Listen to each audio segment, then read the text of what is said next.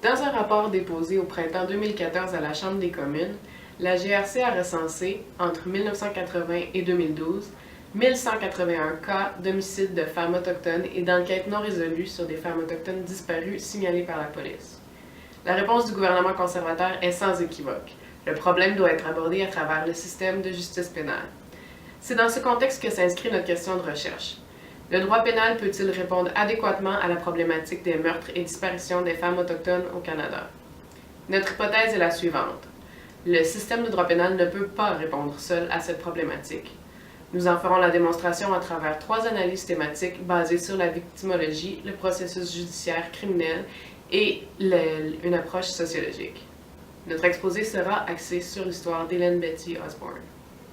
Hélène Betty Osborne est une jeune femme Cree originaire de la réserve Norway House au Manitoba. En 1971, alors âgée de 19 ans, elle se fait enlever, imposer des sévices sexuels et est sauvagement assassinée par 4 hommes blancs. Il faudra attendre 15 ans pour obtenir une première inculpation. Une commission d'enquête provinciale est ouverte en 1991, 20 ans après l'événement, pour faire la lumière sur les circonstances obscures entourant le crime et l'enquête. En 2014, le tableau ne semble pas avoir changé. Le racisme, les préjugés et les diverses formes d'oppression qui découlent du colonialisme demeurent imprégnés dans la culture blanche et la violence subie depuis toujours par les femmes autochtones les marginalise encore aujourd'hui économiquement, socialement et physiquement. D'abord, le financement du gouvernement fédéral pour certains services essentiels sur les réserves autochtones est non seulement insuffisant, mais il est aussi inférieur au financement offert par le gouvernement provincial aux personnes non autochtones pour les mêmes services. Cette disparité marginalise économiquement les personnes autochtones et il s'ensuit logiquement que leur situation de pauvreté et leur niveau d'études moyen les empêchent de se trouver de l'emploi. Cette pauvreté entraîne notamment des problèmes d'hébergement dans des logements surpeuplés où l'alcool et la drogue y sont excessivement consommés et où les jeunes filles et les femmes autochtones sont les cibles de violences conjugales et familiales. Elles fuiront généralement ce climat malsain vers les grandes villes afin de trouver de l'emploi plus facilement. Inévitablement, cette situation de discrimination systémique, de pauvreté et d'oppression prédispose les femmes autochtones à un contexte de criminalité où elles sont également surreprésentées. Effectivement, le manque de ressources, les problèmes auxquels elles sont confrontées, les poussent ultimement vers l'itinérance, la prostitution et la toxicomanie. La marginalisation et l'oppression que vivent les femmes autochtones place celle-ci dans une position de vulnérabilité.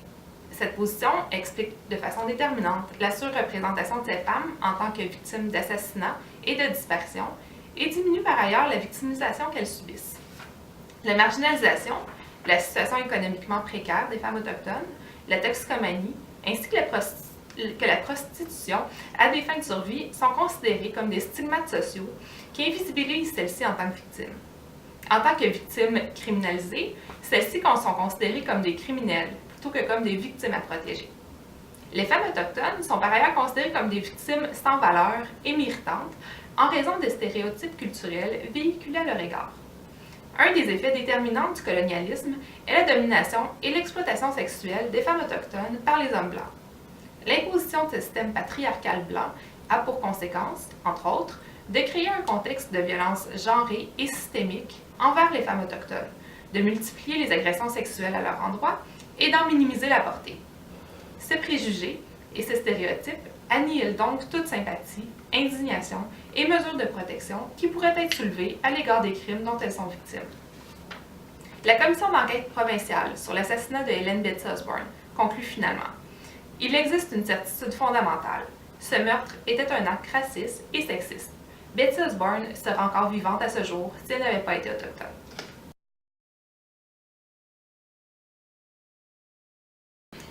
Le racisme et la misogynie caractérisant les crimes contre les femmes autochtones se reflètent dans le manque d'empressement et de sérieux des enquêtes policières, le peu d'indignation populaire et la couverture médiatique. L'image véhiculée d'Hélène Betty est ainsi celle méprisante d'une squaw. Cette image d'altérité infériorisée la rendait vulnérable aux violences et crimes graves, au racisme directement induit par l'État inactif et à l'indifférence. La violence disproportionnée contre les femmes autochtones se manifeste dès le contact avec les policiers. Il la perpétue à la source du processus judiciaire, dans le rapport avec ces femmes et dans la négligence caractérisant le traitement des plaintes pour disparition. Cela entretient méfiance envers l'État et peur des policiers perçus comme une menace. Les préjugés véhiculés par les policiers se traduisent par l'hésitation à accepter le signalement, voire le refus, l'omission d'évaluer comment prendre des décisions nécessaires pour amorcer l'enquête. Les proches des victimes et les témoins sont souvent dénigrés, ne sont pas interrogés. On tente de les dissuader d'ouvrir un dossier, affirmant parfois pendant des semaines que la disparue allait revenir, qu'elle s'était enfuie ou avait simplement coupé les ponts. Le temps est donc long avant que l'affaire soit confiée aux enquêtes criminelles, ce qui nuit aux chances de retrouver la victime et les coupables. Dans le cas d'Hélène Betty, la commission d'enquête a conclu que la police n'avait pas accordé assez de valeur à la vie et la sécurité des Autochtones, ne prenant aucune mesure, alors qu'elle savait que des hommes se promenaient à De Paz pour embarquer des femmes autochtones. Elle a conclu que le système judiciaire raciste considérait les Autochtones non pas comme un groupe à protéger, mais bien comme un groupe contre lequel il fallait protéger le reste de la société. Beaucoup de femmes autochtones sont surjudiciarisées et prostituées et ne reçoivent donc pas une protection effective. Elles se font injurier par les policiers, qui leur font subir un traitement discriminatoire et qui négligent les facteurs de vulnérabilité pesant sur elles. Dans le cas d'Hélène Betty, cela s'est traduit notamment par l'inadéquation de l'enquête policière. Les enquêtes pour disparition de femmes autochtones m'incitent trop souvent à des impasses et à l'absence de dépôt des charges. Lorsqu'un proche signale une disparition à la police, les obstacles sont courants.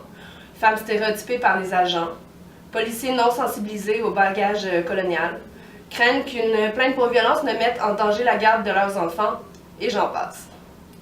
Or, les policiers devraient accorder une protection particulière aux femmes comme Hélène Betty, croisant plusieurs facteurs de vulnérabilité et subissant un risque accru de violence, de répression policière et de sous-protection. C'est pour tout cela que les sœurs d'esprit d'Hélène Betty se méfient du système criminel. Si rien n'est entamé à l'étape policière, le processus judiciaire n'est pas enclenché, donc ne peut contrer le problème social, participant à l'absence de dissuasion contre les criminels en puissance.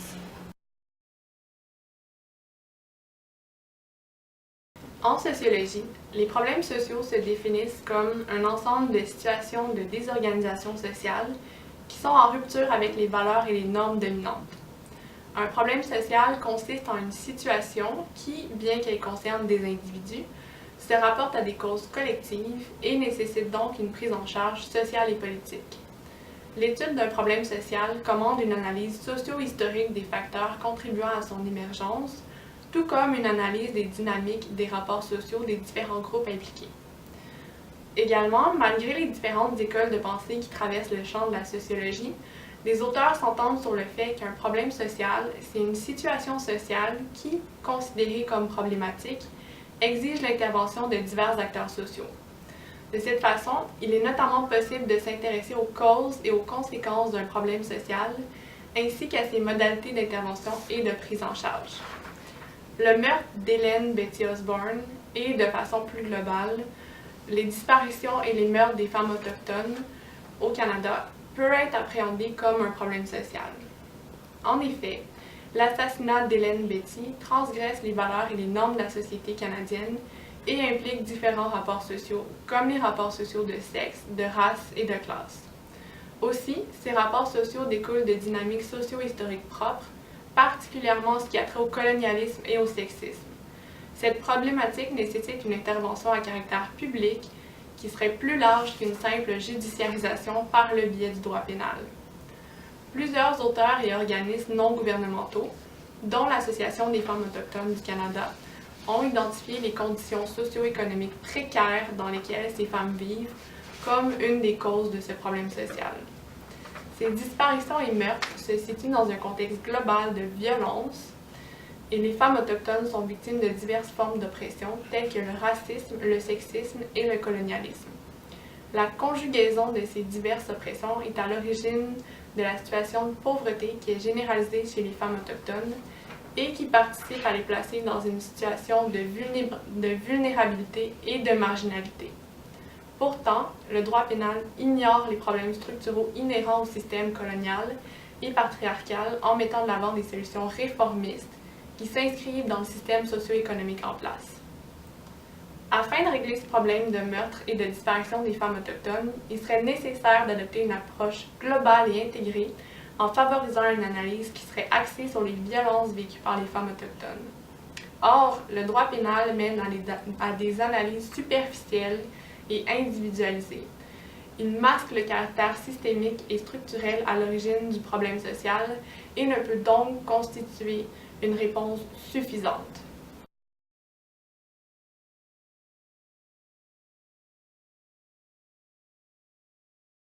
Today we're here to again honor the lives of missing and murdered women all across the country, not just Native women but all women. Le système pénal échoue à protéger les victimes et à répondre aux problèmes sociaux des meurtres et disparitions des femmes autochtones. Les objectifs de dissuasion et de dénonciation du droit criminel ne peuvent être rencontrés alors que tant de crimes restent impunis. De plus en plus, le travail acharné des groupes militants met en lumière cette problématique. Ce combat se doit toutefois d'être orienté non seulement vers une amélioration du système pénal en place, mais aussi vers une ouverture envers des méthodes complémentaires de lutte contre le crime. Autrement, l'histoire d'Hélène Betty ne cessera de se répéter.